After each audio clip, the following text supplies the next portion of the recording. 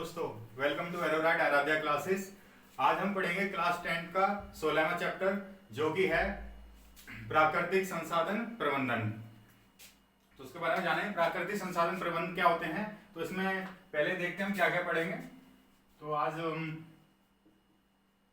प्राकृतिक संसाधन प्रबंधन, ये हमारा आज का चैप्टर है।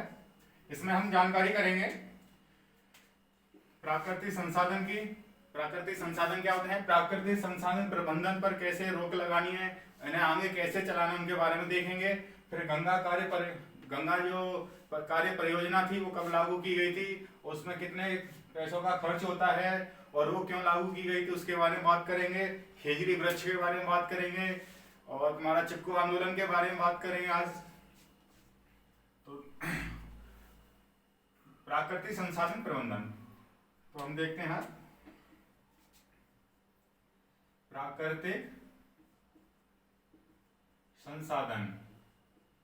तो प्राकृतिक संसाधन क्या होते हैं, तो वे सभी संसाधन जो कि हमें प्रकृति ने दिए हैं, जो भी इस प्रकृति ने हमें संसाधन दिए हैं जिनका इस्तेमाल जीव के द्वारा किया जाता है, जैसे कि वायु, जल, मिट्टी, कोयला, पेट्रोलियम, वन्य जीव और जीवाश्म जो भी है उसका प्रयोग किया जाता है, वो हमें प्राकृतिक संसाधन में आते हैं, उन्हें हम प्राकृतिक संसाधन कहते हैं। तो प्राकृतिक संसाधन यह वह संसाधन होते हैं जो कि हमें प्रकृति ने दिए हैं,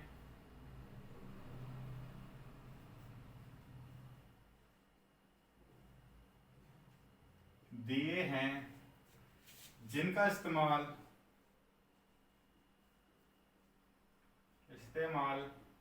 जीव द्वारा किया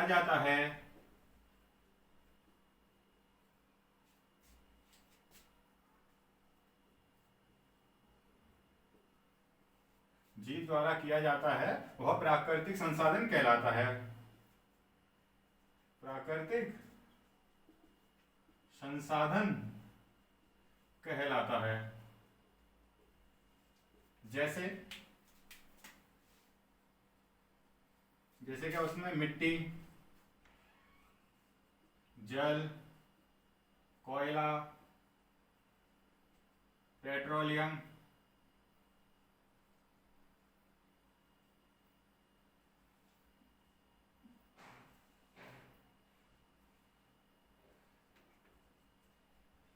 आदि, ये सब किसमें आते हैं, प्राकृतिक संसाधन में आते हैं। अब हम देखेंगे प्राकृतिक संसाधन के प्रकार, यह कितने प्रकार के होते हैं। तो प्राकृतिक संसाधन जो होते हैं वो दो प्रकार के होते हैं।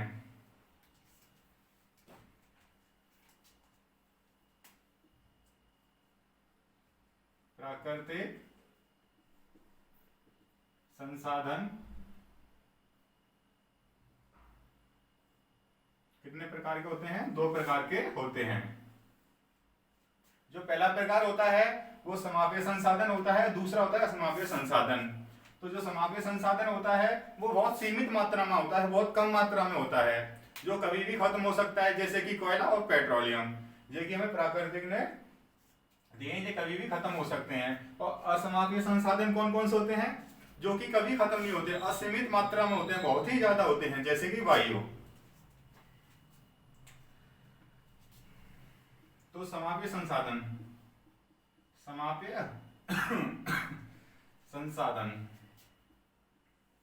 और दूसरा देखेंगे असमाप्य संसाधन।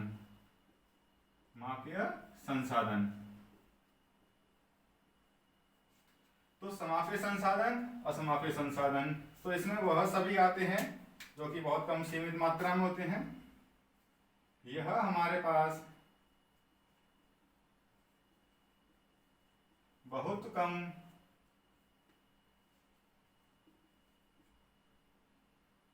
मात्रा में होते हैं। यह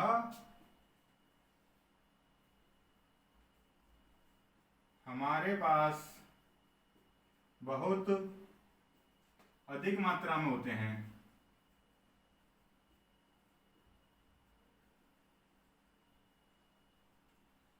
ये बहुत कम मात्रा में होते हैं, ये बहुत अधिक मात्रा में होते हैं।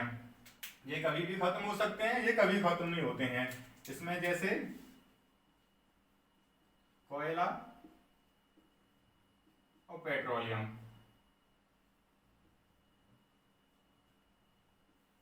और इसमें जैसे वायु, जैसा कि जानते हो वायु कभी खत्म नहीं हो सकती, ठीक है ना। तो ये प्राकृतिक संसाधन के दो प्रकार होते हैं। अब हम देखेंगे प्राकृतिक संसाधन प्रबंधन।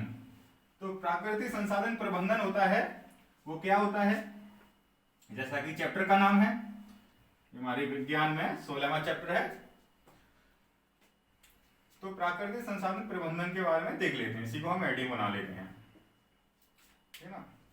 इसमें क्या होता है, जो कि हमें प्रकृति ने संसाधन दिए हैं उनको हमें बचाकर रखना पड़ता है, इनका इस्तेमाल हमें हिसाब से करना पड़ता है, ताकि आगे वाली जो पीढ़ी है उसके लिए वो बच सके, उसका शोषण ना हो।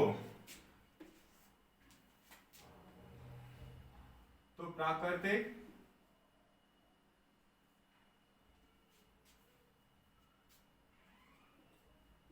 संसाधन प्रबंधन,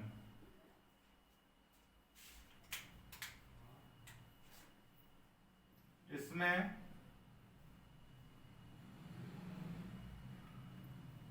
जीव जो कि प्रकृति के द्वारा दिए गए संसाधन को आवश्यकता अनुसार उसका उपयोग करता है, ताकि आने वाली पीढ़ी के लिए वह चलता रहे, जिसका शोषण ना हो। तो इसे हम प्राकृतिक संसाधन कहते हैं, क्योंकि बहुत ज्यादा मात्रा में उसका प्रयोग करेगा तो आगे वाली पीढ़ी के लिए कुछ भी ना बचेगा। तो इसीलिए उसका जो भी है संसाधन बहुत कम होना चाहिए, जिस पर प्रबंधन लगाया जाता है, जिसे हम क्या कहते हैं, प्राकृतिक संसाधन प्रबंधन कहते हैं। अब हम बात करेंगे गंगा कार्य परियोजना के बारे में। गंगा कार्य परियोजना, तो ये गंगा कार्य परियोजना है, ये क्या होता है और इसको क्यों लागू किया गया था और कब लागू किया गया था। तो सॉरी, गंगा कार्य परियोजना है, इसको लागू किया गया था सन 1985 में, ठीक है। सन 1985 में से लागू किया गया था। ये एक ऐसा प्रोजेक्ट है जो कि करोड़ों रुपए की लागत पर किया जाता है, और इसको करने का जो मुख्य कारण है वो गंगा की सफाई के लिए किया जाता है, ताकि गंगा यमुना वगैरह जो भी इसके लिए अलग अलग है, गंगा कार्य परियोजना, यमुना कार्य परियोजना, ये कई सारे प्रोजेक्ट होते हैं जो कि इनकी सफाई के लिए किए जाते हैं। ये सन 1985 में लागू किया गया था। लिख लेते हैं इसमें, यह करोड़ों रुपए की लागत से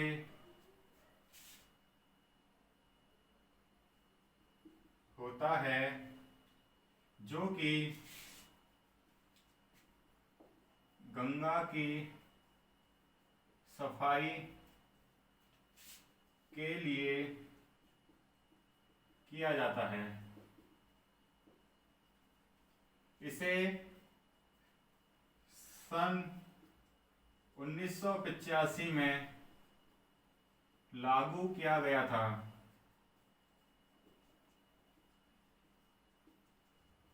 इसे सन 1985 में लागू किया गया था।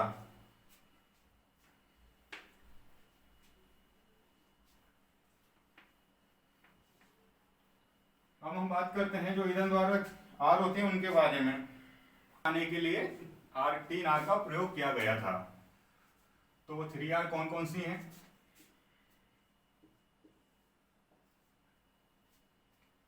तो कम उपयोग,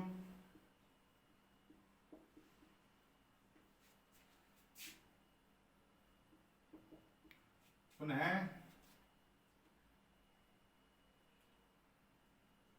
चक्रण और पुनः उपयोग,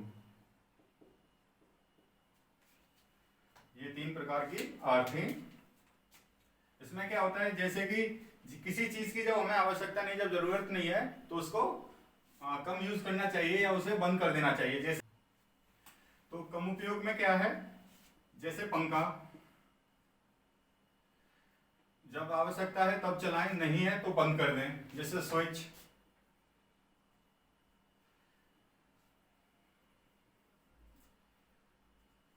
भोजन, भोजन को फेंके ना, जितनी आवश्यकता है उतना खाएं।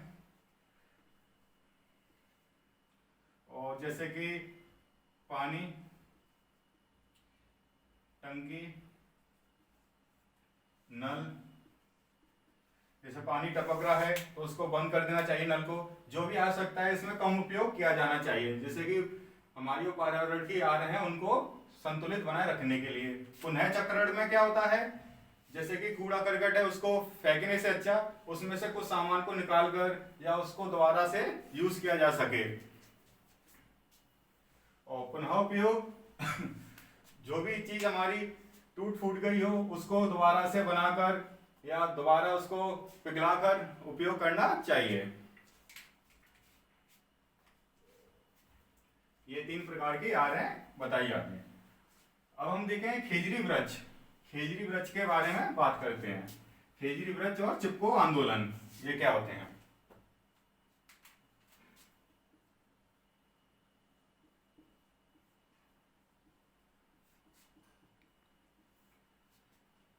खेजरी वृक्ष के बारे में बात करेंगे। जो खेजरी वृक्ष है ये सन 1731 में,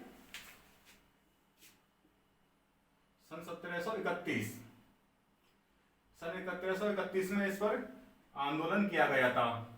इसमें खेजरी वृक्ष को बचाने के लिए 363 लोगों के साथ बलिदान कर दिया गया था, जिनका नाम था अमृता देवी बिश्नोई। अमृता देवी बिश्नोई ने सन 1731 में 363 लोगों के साथ अपना बलिदान कर दिया गया था, इसलिए इसे खेजरी वृक्ष आंदोलन कहा जाता है।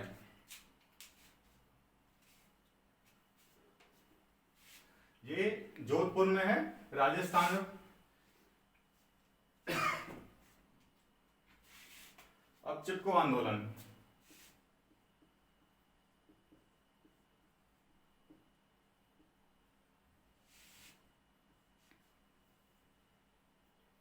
चिपको आंदोलन क्या है?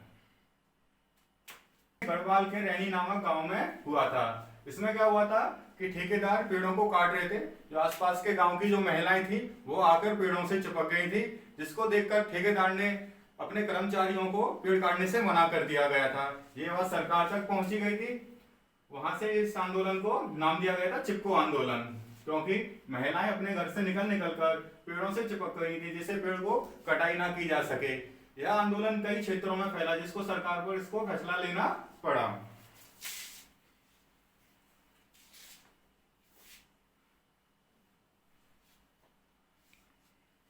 जीवाश्म ईंधन से जो होने वाली हानियां होती हैं उनके बारे में बात करते हैं। जीवाश्म ईंधन से होने वाली हानियां। जो जीवाश्म ईंधन होता है उससे पहला होता है वायु प्रदूषण,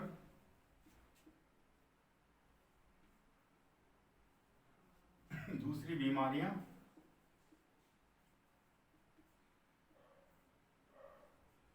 तीसरा होता है वैश्विक उष्णन। तो जो वायु प्रदूषण है ये कैसे होता है इसके बारे में देखते हैं। तो कोयला और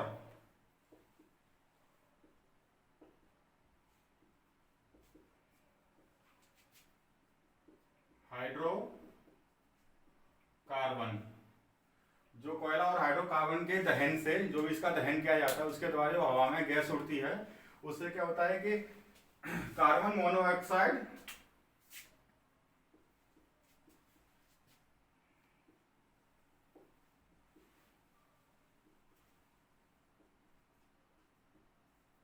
carbon monoxide, carbon dioxide,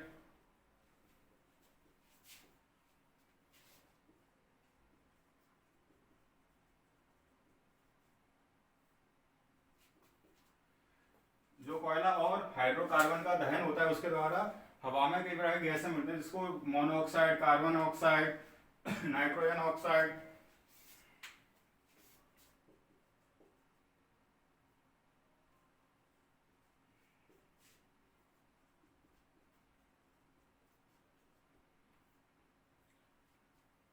carbon dioxide और नाइट्रोजन ऑक्साइड उत्पन्न होती हैं।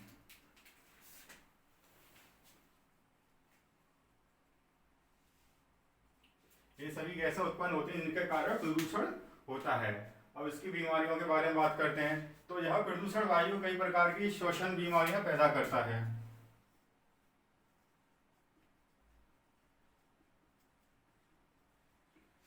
कई प्रकार की श्वसन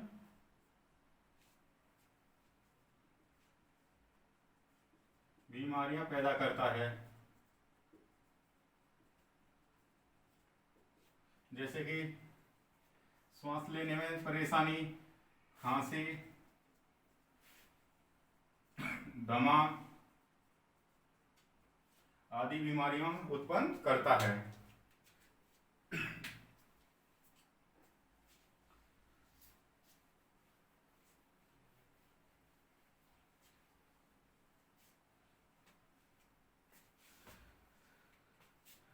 अब हम देखते हैं वैश्विक ऊष्मण। ये वैश्विक ऊष्मण, इसमें क्या होता है, जो कि जीवाश्म होता है, इसके दहन से जो भी गैस उत्पन्न होती है, अब वो कौन सी होती है, CO2 गैस उत्पन्न होती है, जिसे हम क्या कहते हैं, ग्रीन हाउस गैस।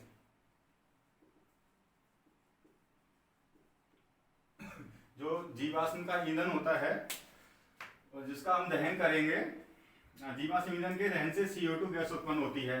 वैश्विक ऊष्मण में क्या होता है, जीवाश्म के दहन से CO2 गैस उत्पन्न होती है, जो ग्रीन हाउस गैस कहते हैं, कहलाती है। विष्णु कहलाती है, तो इसे